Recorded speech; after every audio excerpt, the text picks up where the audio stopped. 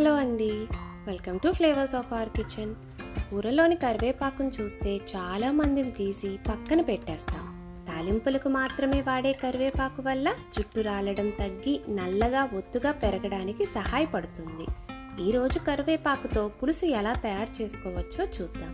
దీనికోసం ముందుగా కడాయిలో 1 టీ స్పూన్ నూనె వేడి చేసుకుని 1 టీ స్పూన్ పచ్చిశనగపప్పు, 1 టీ స్పూన్ మినప్పప్పు, 1 టీ స్పూన్ జీలకర్ర, 1/2 టీ స్పూన్ మిరియాలు కాస్త వేగిన తరువాత టైట్ గా ప్యాక్ చేసిన 1 కప్పు శుభ్రపరుచుకున్న కరివేపాకు కూడా వేసి పచ్చివాసన పోయేదాకా వేపుకొని చల్లారిన తరువాత తగినన్ని నీళ్లు వేసి మిక్సీలో పేస్ట్ లాగా గ్రైండ్ చేసుకుని పక్కన పెట్టుకోవాలి.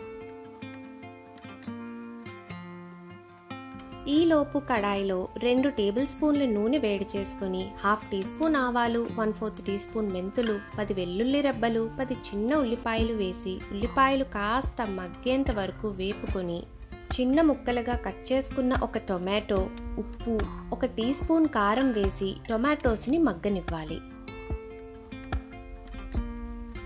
తరువాత 1 టీ స్పూన్ ధనియాల పొడి, మనం చేసి పెట్టుకున్న కరివేపాకు పేస్ట్, 1 చిన్న నిమ్మకాయ సైజ్ చింతపండు పులుసు 1 కప్పు వేసి కావాలంటే తగినన్ని నీళ్లు వేసి 5 నిమిషాలు ఉడికించుకోవాలి.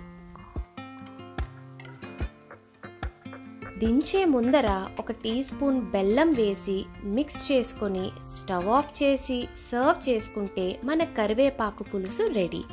రెసిపీ తప్పకుండా ట్రై చేయండి.